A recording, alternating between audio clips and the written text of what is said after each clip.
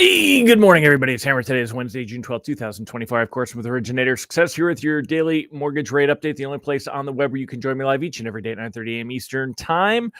Broadcasting on Facebook and YouTube, talking about what's going on with mortgage rates and pricing, what's going on with the market. Got some good news for you today. If you're here live, say good morning. If you're watching on the replay, don't forget, give me a hashtag replay in the comments. Let me know that you were here. Don't forget to smash that like button, tag a little friend, and share us in a group on Facebook. If you're on YouTube, go ahead and click that thumbs up, the subscribe button, and leave a comment.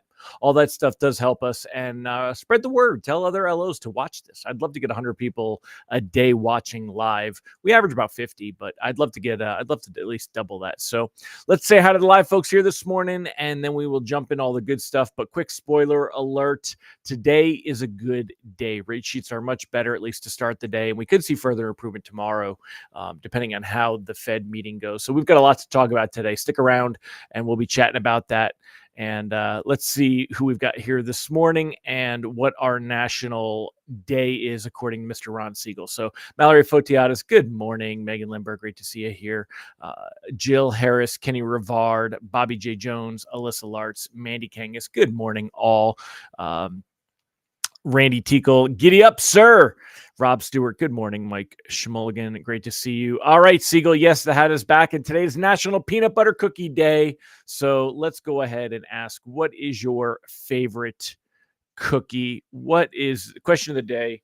What is your favorite cookie? And I do like me some peanut butter cookies. You got good old fashioned peanut butter cookie. You've got peanut butter cookies like the tagalongs, which I don't think they call them that anymore. I don't know why, but remember Girl Scout cookies? They had the chocolate covered peanut butter cookies with actual peanut butter in it. Tagalongs, those were always really good. I don't know what they call them now. They don't call them tagalongs, but I do love me some peanut butter cookie. I'm also a good soft chocolate chip cookie guy. I like my chocolate chip cookies to be soft though. Kevin Branch said, cookie cake, is that cheating? Absolutely not. Go big or go home. Rob Stewart, Snickerdoodle. A Snickerdoodle is a cool cookie. Ivan, good morning, sir. Mike Brown, great to see you. Michael Love, thanks for coming. Mike Tebow, great to have you here as well. Mandy said Snickerdoodles, but she does love a good peanut butter cookie. So Rob Stewart and Mandy getting together for Snickerdoodles. Do you dip them? Do you need milk? I like milk. If I'm going to have cookies, I go with milk. And I'll go with an almond milk, but cow milk too. Mike said cookies is my best Cookie Monster voice. Yeah, cookies. I remember good old Cookie Monster. Good morning, Rock. Great to see you, sir. What's your favorite cookie? So again, I'm going with the staple of a soft chocolate chip cookie.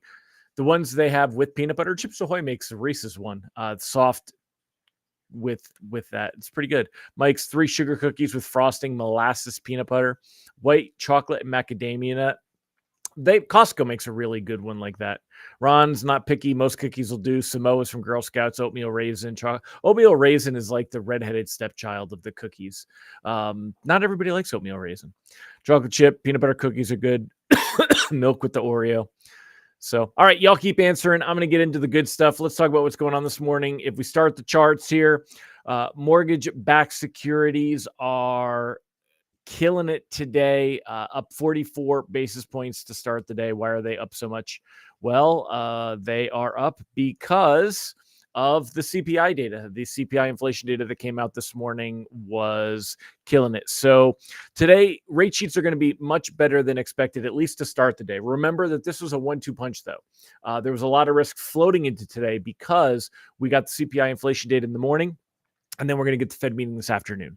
However, you could see right here, take a look on the 5-day chart down here. Look at where we were before the labor market data, before we got that BLS labor data on Friday that led to this huge downward drop and then a downward trend. We've since kind of recovered from that, right? Yesterday was a bit of a weak day, but it did recover. And then this morning, that CPI data really opened the door, put us back better than where we were before that BLS data, which you'll remember was some of the best rate sheets that we had seen. Something's wrong with their code. But anyway, those were back to the better rate sheets that we saw. So now this Fed meeting could push us back and see rates back starting with sixes. We're talking high sixes, but better than this 6.99 that we see right here for sure, which is what we would want to see. So let me see if I refresh this, if that'll fix it, but I don't think it will. Oh, it did. Okay, there you go. So anyway, if you take a look here, the last couple of days we've been limping along as expected. Last week we got to the lower levels, just touching on that 7% mark before bouncing back up to about 7 1/8. This morning, when we see this kinds of gains, we're up 41 basis points, around 100.79. That puts us right back where we were before that BLS jobs data. Take a look here. You can see these Japanese candlesticks. Let me go ahead and take a quick screenshot of these, and we'll draw some pretty arrows on here and show you. We're going to, while that comes in, let's talk about why we got this positive reaction. We'll go into it. So the actual CPI inflation report came in much lower than expected. We did see improvement in the shelter component, which is about a 45%, makes up about 45% of the number there. But it went from 5.4 to 4 or point. Yeah, I have to look at the actual chart, but somewhere right around there. But it 0.54 to 0.4 maybe. But anyway, the shelter pricing got a little bit better, but not enough to drag everything down. Car insurance was still high, a couple of other things. But anyway, stock futures climbed, bond yields tumbled as signs that inflation is cooling, bolstered bets that the Federal Reserve will cut rates this year. So the numbers that actually came in and the way that they came in, let's see if it gives us the actual numbers here. If they've done that yet, if they have one of these articles that will have given us the numbers, or I'll just go grab them off here. Let's just grab them off Mortgage News Daily real quick. So here you go. So the actual number, month over month CPI, the core came in 0.2 over 0.3. The annual core CPI was 3.4 versus 3.5. It doesn't look like he's got the headline number on here, but the core numbers came in better than expected. And that's what is causing things to do well this morning, thankfully, because we could have seen it go the other way. Let's see. Let's take a look here and see if this gives us the... no, so they do this whole running commentary, which things get lost in it. It'll take forever to kind of wade through this. There were definitely a couple of things on here to pay attention to, though. What they call the super core, which takes out all the housing components, came in negative for the first time since 2021. That's a big deal. That's a really big deal because that's actually disinflation, not just deflation. And we know the shelter costs are what are keeping things up. And by the way, shelter cost is not housing prices. Shelter cost is generally rents and what homes would rent for. Here's a look at the annual pace of supercore services, CPI inflation, which again excludes housing costs. So you could see that it had been pushing up very high and up through 2022, started to drop through 2023, but it ticked back up. And this is what a lot of the problem is why we're not seeing that reduction in inflation. And we're actually seeing it drop back down again, which is important. And that's a good thing to see. Bond reaction after CPI is certainly impressive, with the policy sensitive 2-year yield on course for its biggest one-day slide since December. Now, the 2-year does not have a direct effect on mortgage rates, but it is definitely something that we want to be paying attention to and see what's going on there. It's an early session, still is a Fed meeting. Nope, I didn't want that. And Fed statement, upgraded forecast, and a Powell press conference to come. So let's see, this couple comments, since this is pushing us into that Fed statement. I kind of like these. So this is Enda Karan, Global Economic Reporter. Powell will likely be very straight when he remarks on these numbers at his press conference later. They obviously point to progress, but he'll be very careful not to stoke bets on a near-term rate cut. Especially, this is, though, 2 readings in a row that have finally improved, whereas the first part of the year we were getting our butts kicked. Now, there's also been a lot of talk that the numbers are set to drop and see more deflation in the second half of the year. As you've got your rolling numbers, the numbers that drop off will be higher, and we could see more deflation heading into the second half of the year. So this is a nice precursor to that. And the Fed also expecting that. Remember, one report does not a trend make, but last month we did see on data came in at expectations, and one of the core readings were just slightly better than expectations. Let's see. He's already had to walk back to December pivot. I won't want to get burned twice. I don't know. I think we're going to see a very dovish Fed this afternoon. I think it's going to be good for rates. So let's see what else we got going on here. So anyway, here's some more about the shelter. This report really underscores the extent to which lagging shelter inflation is the main thing keeping the overall index elevated. In May, core CPI excluding shelter was up just 1.9% from a year earlier, the least since March of 2021. Again, core CPI excluding shelter is actually not, they're saying if you take the core, which removes food and energy, that's why they call it the core. You've got your headline number, which is everything. The core number takes out food and energy because they're considered volatile. The super core is the one that excludes shelter. That's what we call super core. So that's something definitely to pay attention to. Let's go through here. The energy component, energy index fell 2% in May after rising 1.1% in April. Look at the drop in the gasoline index, blah, blah, blah, blah, blah. All right. So anyway, enough about this stuff. What we really want to be paying attention to right now, mortgage bonds are up 42 basis points. So again, your early morning rate sheets are going to definitely be looking good. The lock advice, we want to continue to go ahead and float them. That is by far what we want to be doing here. Let me click this again. All right, the door is open for better rates. Rate sheets this morning should be close to the best levels that we saw last week before the BLS jobs data. If we take a look at mortgage bonds, they're around 100.82. Last week, we were at 100.75. We were at 100.69. And on the rate sheets, what that equated to were rates that were about 7.03. We're going to call this 7%, right? So we jumped 1/8 of a point when the BLS data came out. We've gotten that back this morning, which is great news. And based on how the Fed meeting comes out this afternoon, we could really see improvement and head back down into the sixes. Now, if we had gotten a favorable BLS reading, I was talking about being down around 6 3/4. I don't think we'll get down that low at this point, but we could see 6 7/8. We could be playing in the high sixes for the base rates on conventional conforming. Of course, Govey's already been in the sixes. You can see in this column over here, they've been in the sixes and they're staying there. Now, taking a look at Fed futures, we're going to get the new dot plot. So the dot plot is the quarterly projection of where the Fed thinks that each member, 19 members, where the Fed says that rates are going to be at the end of 24, 25, 26 and longer, right? So right here, you could see it's between 4.5 and 5 and 4.75. That's actually 4 3/4. So this is actually because it's above that 4.5. This is 3 rate cuts. This was still the majority at 3 rate cuts to the range between 4.5 and 4 3/4. So that's likely to change this meeting. It's going to move higher. You're going to see a lot more of these dots jump ship and come up here. It's going to put us between 4 3/4 and 5. That would be 2 rate cuts this year. Right now, yesterday they were 50-50 between 2 rate cuts. When we looked at December, we remember it was 43% at staying at 5, 43% staying at 4 3/4. That has shifted a lot today. In fact, let's see if we use the compare if it shows that shift from yesterday. So yesterday, you can see it here, 37% to end the day. It got a little bit better by the end of the day. That has dropped down to 23%. And then this 37% went up to 43%. So we've seen, like I said, we've seen a big shift.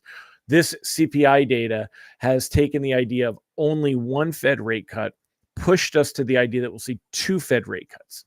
Now, Powell's press conference, we have about a 25% expectation that we could see 3 rate cuts. After his press conference, we could be split between 2 and 3. That would be good for mortgage rates, push them down and below 7, but that's going to be asking a lot. We'd have to see some really dovish comments made by Powell. And I think right now he's really going to stress the fact that they are keeping what they call higher for longer. So there is zero expectation that we're going to see any kind of rate hike or rate cut at the meeting today. Next month in July, the last day of July, about 6 weeks, we will have the next Fed meeting. There is an 85% expectation that we will stay exactly where we're at by that meeting, but there is a 15% probability that we would see our first rate cut at the July meeting. Now, we could see this increase a little bit more if Powell has a dovish tone to his press conference, but it's unlikely we see a lot of move. July just seems a little bit early for a rate cut. But when we look at September is where that first rate cut is basically fully priced in. There is about a quarter, about 25% expectation that we won't see a rate cut by September, but the rest of the market really believes we will see our first rate cut by September. Markets believe that we will possibly see a second rate cut by November. That is almost a 35% expectation. And about a 47, we'll call this 50% expectation that we'll still be at one rate cut by then. And then in December, we are at a 44% expectation of two cuts, and then about 25% either way, that there will only be one cut or that there could be three cuts. This press conference is going to really be the big mover here.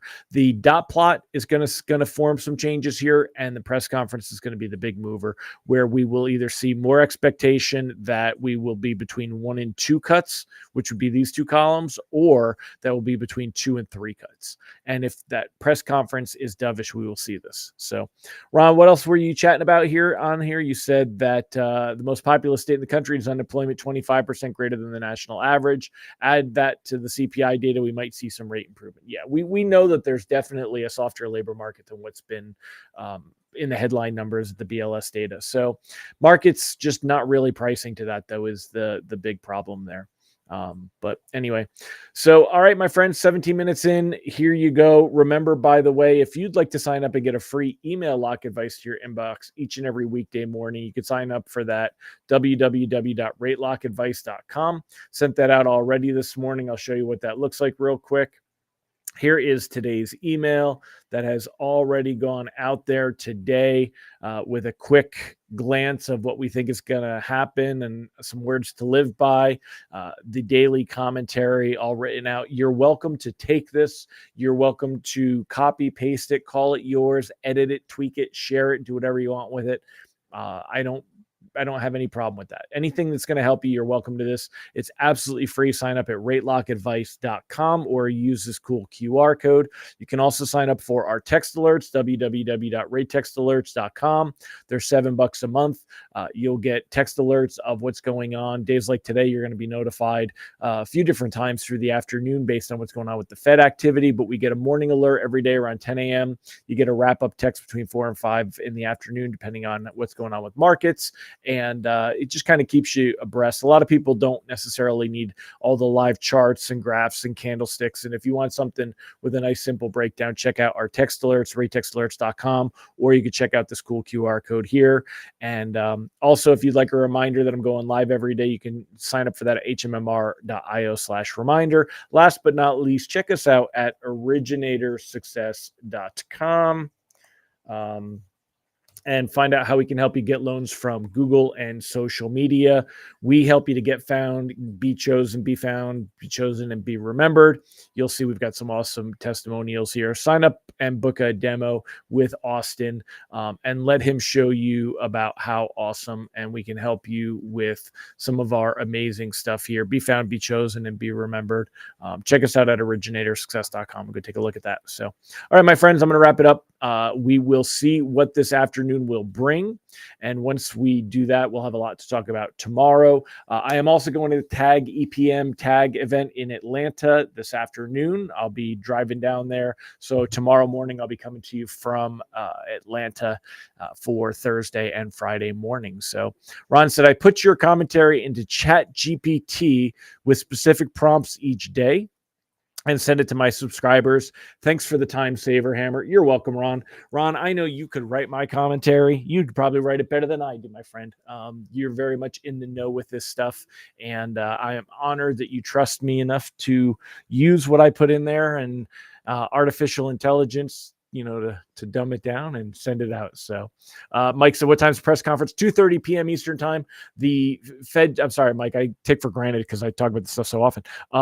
The press, the policy statement comes out at 2 p.m. That'll include the dot plot. So we're going to see some movement at 2 p.m. Eastern time, but the press conference comes out at 2:30 p.m. Markets tend to move right around 3, right? Powell comes out with his prepared remarks. He kind of gets out there. It takes about 15 minutes, and then they start asking questions at 2:45, give or take. And that's really when we start to see things kind of bounce around. And you'll see that any reaction you're going to get is going to be around 2:45 to 3 p.m. So the press conference starts at 2:30. Powell will issue his live comments and then come out with the other stuff. So, all right, my friends. Well, thank you so much. Appreciate y'all being here. Look forward to seeing you tomorrow. Have a fantastic